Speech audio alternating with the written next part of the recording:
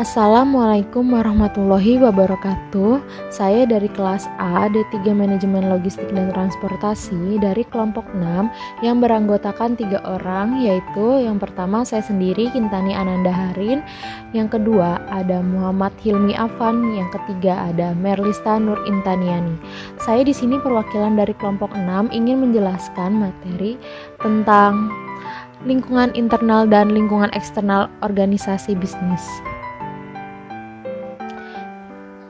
Yang akan saya bahas, yang pertama ada pengertian lingkungan internal bisnis, yang kedua contoh dan faktor lingkungan internal bisnis, yang ketiga pengertian lingkungan eksternal bisnis, yang keempat jenis dan faktor lingkungan eksternal bisnis. Selanjutnya ada lingkungan internal bisnis. Lingkungan internal bisnis. Lingkungan bisnis adalah segala sesuatu yang memengaruhi aktivitas bisnis dalam suatu lembaga, organisasi, atau perusahaan. Lingkungan internal adalah kumpulan dari semua kondisi dan kekuatan yang dekat dengan organisasi bisnis secara langsung.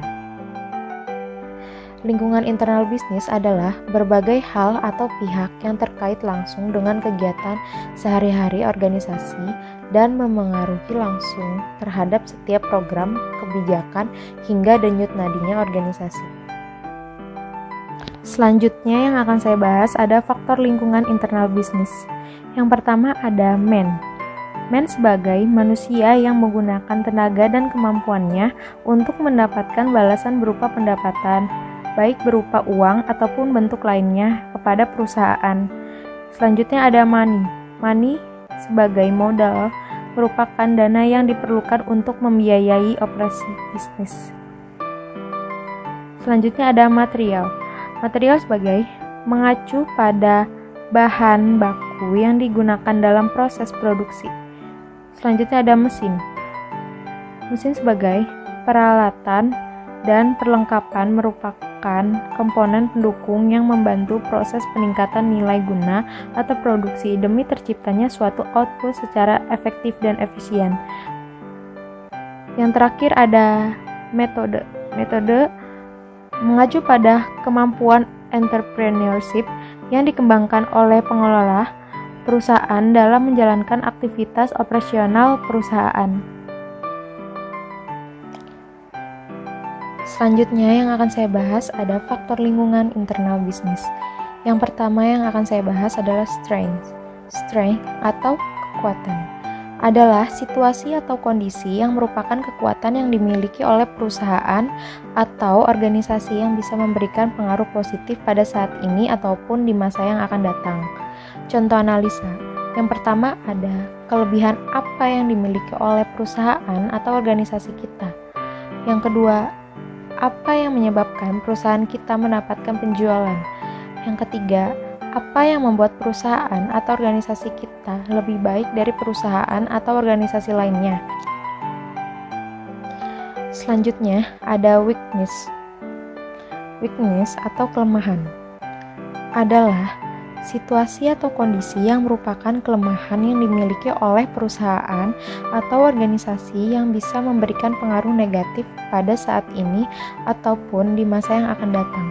Contoh analisanya yang pertama ada apa yang dilihat atau dirasakan oleh konsumen sebagai suatu kelemahan perusahaan atau organisasi kita.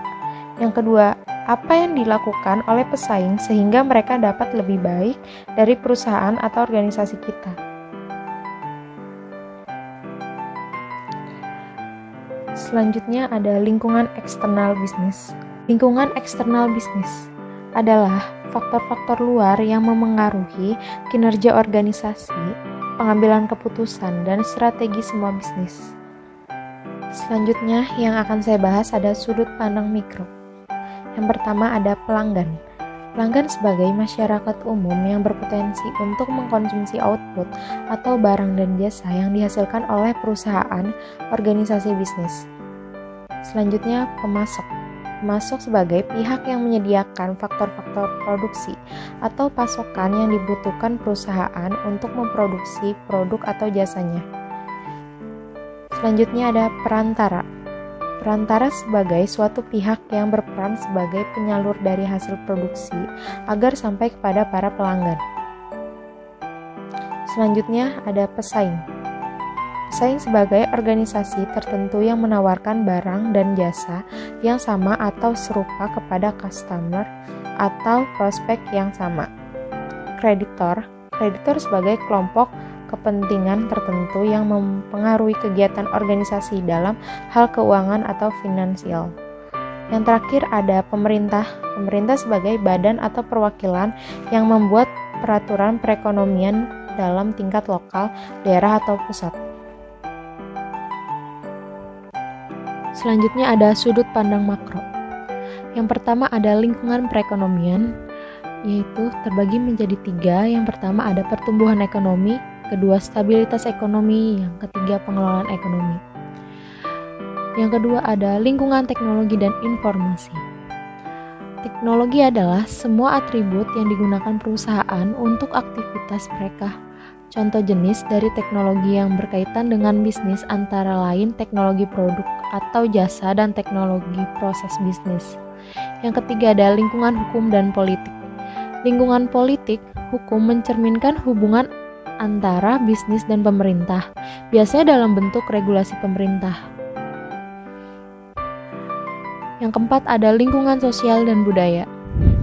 Lingkungan sosial adalah aspek-aspek tertentu yang mempengaruhi persepsi seseorang terhadap perusahaan atau produk yang ditawarkan berdasarkan hal-hal yang dapat diterima atau standar masyarakat yang merupakan akibat dari kebiasaan atau norma-norma dari masyarakat itu sendiri.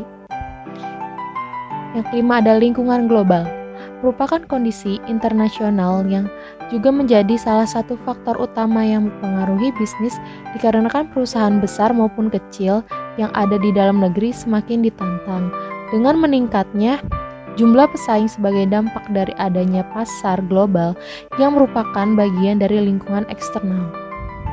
Yang keenam ada lingkungan demografi. Yang perlu diperhatikan oleh perusahaan menyangkut lingkungan demografi diantaranya adalah ukuran populasi, struktur masyarakat umum, distribusi geografis, pencampuran etnis, serta distribusi pendapatan. Hal ini sangat mempengaruhi pasar atau permintaan. 7. Lingkungan alam. Lingkungan alam adalah kondisi alam yang berjalan secara alamiah di mana perusahaan itu menjalankan aktivitasnya.